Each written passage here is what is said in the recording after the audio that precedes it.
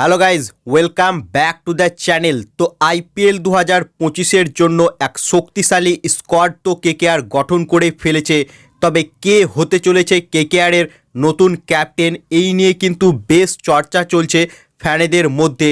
তবে আমরা যদি কেকেআরের স্কোয়াডের দিকে দেখি, সেখানে ক্যাপ্টেন্সি করার ক্যান্ডিডেট কারা কারা রয়েছে: ভেঙ্কাটেশ আয়ার, সুনীল নারিন, আন্দ্রে রাসেল, রিঙ্কু সিং, আজিঙ্কে রাহানে, অর্থাৎ ক্যাপ্টেন্সি করার মতো ক্যান্ডিডেট কিন্তু স্কোয়াডে রয়েছে। তবে কেকেআর কাকে ক্যাপ্টেন হিসেবে বেছে নেবে সেটা দেখার বিষয় রয়েছে। সুনীল নারিন কেকেআরের কিন্তু ভীষণ পছন্দের প্লেয়ার এই সুনীল নারিন, যেখানে সুনীল নারিন কেকেআর ফ্র্যাঞ্চাইজির আরও টিম যেগুলো রয়েছে, যেখানে মেজর লিগ ক্রিকেট টুর্নামেন্টে লস অ্যাঞ্জেলস নাইট রাইডার্সের হয়ে ক্যাপ্টেন্সি করে সুনীল নারিন, আইএল টি20 লিগে আবুধাবি নাইট রাইডার্স টিমের হয়ে ক্যাপ্টেন্সি করে সুনীল নারিন। অর্থাৎ নাইট রাইডার্স ফ্র্যাঞ্চাইজির কিন্তু ভীষণ পছন্দের প্লেয়ার হচ্ছে এই নারিন, তাই নারিনও একটা ক্যান্ডিডেট। তবে আইপিএলে আমার মনে হয় না সুনীল নারিন কিন্তু ক্যাপ্টেন্সি করার আইডিয়াল ক্যান্ডিডেট, কারণ সুনীল নারিন একটু লাজুক টাইপের লোক এবং সে প্রয়োজন ছাড়া কথাবার্তা বলতে চায় না।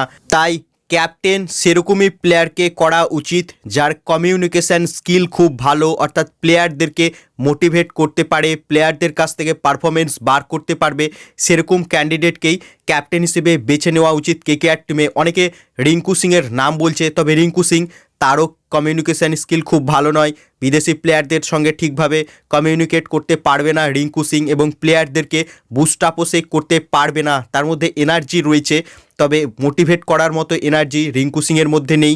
আজিঙ্কে রাহানে একটা ক্যান্ডিডেট রয়েছে, তবে অজিঙ্কে রাহানে প্লেইং ইলেভেনেই ফিট হবে না, তাকে ক্যাপ্টেন্সি কীভাবে দেবে কেকেআর টিম? আন্দ্রে রাসেল একটা চয়েস হতে পারে। আন্দ্রে রাসেল কিন্তু স্ট্রেট ফরওয়ার্ড, অর্থাৎ মনের মধ্যে কিছু লুকিয়ে রাখে না আন্দ্রে রাসেল, অর্থাৎ ইন্টারভিউগুলোতে স্ট্রেট ফরওয়ার্ড কথাবার্তা বলে, কিছু হলে মাঠেই সে রিয়্যাক্ট করে ফেলে। তাই ক্যাপ্টেন্সি করার একটা ভালো ক্যান্ডিডেট কিন্তু আন্দ্রে রাসেল হতে পারে। এর আগেও সিপিএলে সে ক্যাপ্টেন্সি করেছে, অর্থাৎ ক্যাপ্টেন্সি করার অভিজ্ঞতা কিন্তু রাসেলের রয়েছে, এবং রাসেল সেও কিন্তু নিজে থেকে চাইবে যে কেকেআর যেন তাকে একবার ক্যাপ্টেন্সি করার দায়িত্ব দেয়, কারণ দীর্ঘদিন ধরে সে কেকেআরের স্কোয়াডে রয়েছে। তবে কলকাতার নাইট রাইডার্স টিম হয়তো রাসেলকে বেশি চাপ দিতে চাইবে না, কারণ রাসেল কেকেআরের জন্য একটা গুরুত্বপূর্ণ প্লেয়ার। রাসেল কিন্তু ব্যাটিং বোলিং দুটো বিভাগেই কিন্তু বড় দায়িত্ব পালন করে কেকেআর টিমের জন্য, এবং তাকে যদি ক্যাপ্টেন্সি দিয়ে দেয় রাসেল, সেক্ষেত্রে আরও বোঝা কিন্তু বেড়ে যাবে রাসেলের উপর, এবং তার পারফরমেন্সও কিন্তু খারাপ হতে পারে। তাই কেকেআর টিম হয়তো আন্দ্রে রাসেলকে ক্যাপ্টেন্সির দায়িত্ব নাও দিতে পারে। তবে কেকেআরের ক্যাপ্টেন্সি করার জন্য রাসেল কিন্তু একটা যোগ্য ক্যান্ডিডেট হিসেবে রয়েছে।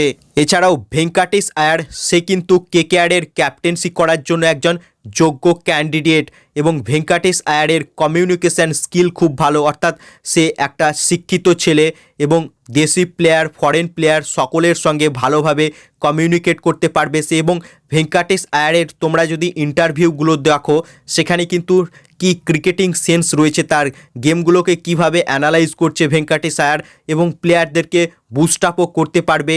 তাই ভেঙ্কাটেশ আয়ার কিন্তু আইডিয়াল অপশান হতে পারে কেকেআর টিমের জন্য ক্যাপ্টেন বেছে নেওয়ার, এবং ক্যাপ্টেন রূপে সেই প্লেয়ারকেই বেছে নেওয়া উচিত যার ক্রিকেটিং সেন্স রয়েছে, গেম অ্যানালাইজ করতে পারে, কমিউনিকেশান স্কিল খুব ভালো, প্লেয়ারদেরকে মোটিভেট করতে পারে, সেই রকম প্লেয়ারগুলোকেই ক্যাপ্টেন রূপে বেছে নেওয়া উচিত কেকেআর টিমের।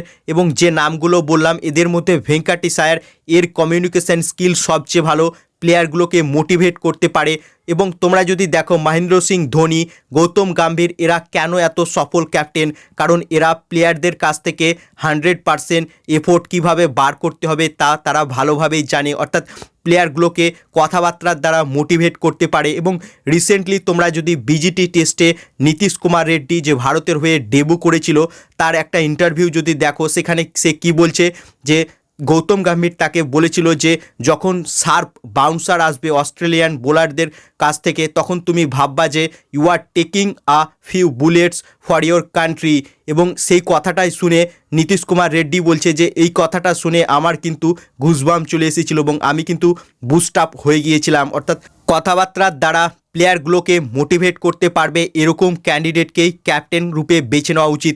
আর এগুলোতে কিন্তু এক্সপার্ট ছিল মহেন্দ্র সিং ধোনি, গৌতম গম্ভীর, এ কারণেই এরা ক্যাপ্টেন্সিতে এত সফলতা পেয়েছে। তাই ভেঙ্কাটেশ আয়ার এই প্লেয়ারটির মধ্যে সেই গুণগুলো রয়েছে। তাই আগামী IPL 2025-এ কেকেআরের ক্যাপ্টেন রূপে সম্ভবত ভেঙ্কাটেশ আয়ারকেই বেছে নিতে চলেছে কেকেআর টিম। সো ফ্রেন্ডস, তোমরা IPL 2025-এ কেকেআরের নতুন ক্যাপ্টেন রূপে কোন প্লেয়ারটিকে দেখতে চাও তা কমেন্ট বক্সে লিখে জানাও, এবং ভিডিওটি ভালো লাগলে ভিডিওটিকে করো লাইক, এবং IPL ও কেকেআর সম্বন্ধে আরও খবর পাওয়ার জন্য চ্যানেলকে করো সাবস্ক্রাইব। ধন্যবাদ।